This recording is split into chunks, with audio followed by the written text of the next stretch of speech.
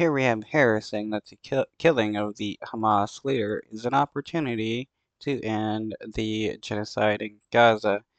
If Biden and Harris actually wanted to end the genocide in Gaza, they would be in favor of a ceasefire, of an arms embargo against the Israeli government, sanctions on them, as well as um, bringing uh, Bibi Netanyahu and the leaders of Hamas to jail and to face the ICJ. But that's not what Harris wants. Harris actually wants to see the genocide of the Palestinians, which is why she is against an arms embargo against the Israeli government. She favors supporting the Israeli government and their genocide. This is nothing but her, you know, playing an actor. She's pretending to be about the end of genocide when she actually supports it.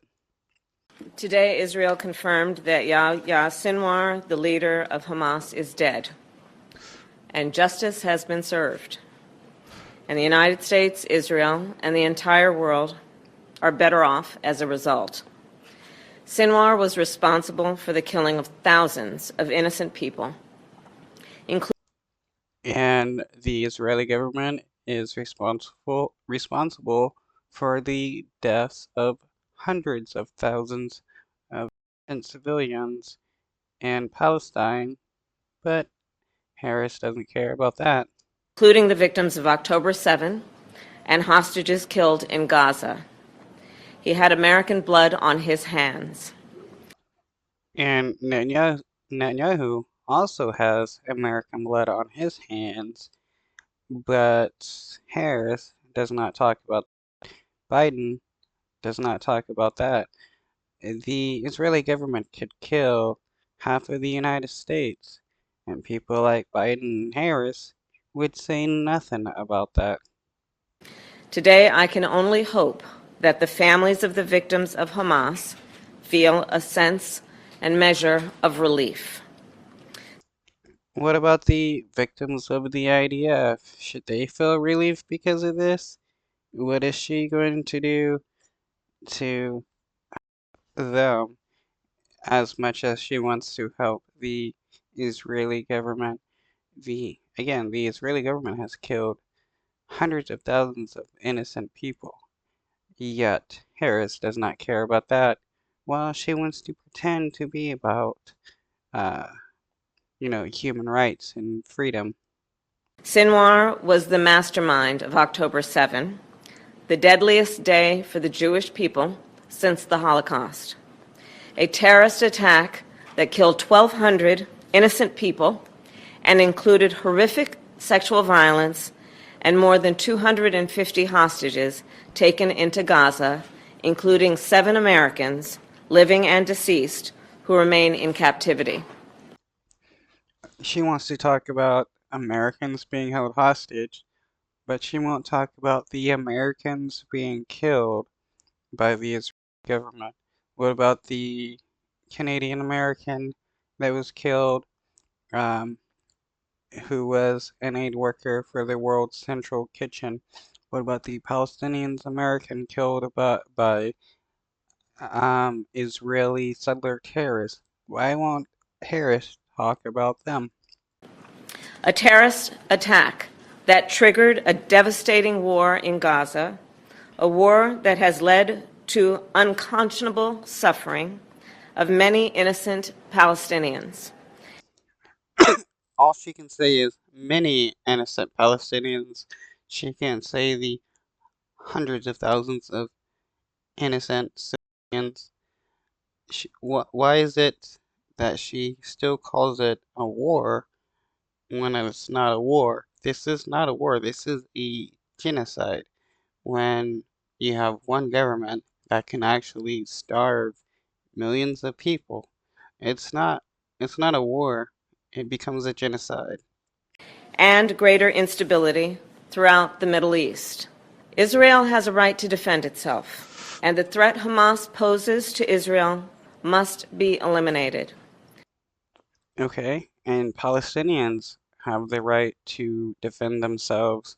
Why is it why is it when people like Harris talk, they only can talk about how the Israeli government has the right to defend itself, but she doesn't want to talk about how the Palestinian civilians also have the right to defend themselves.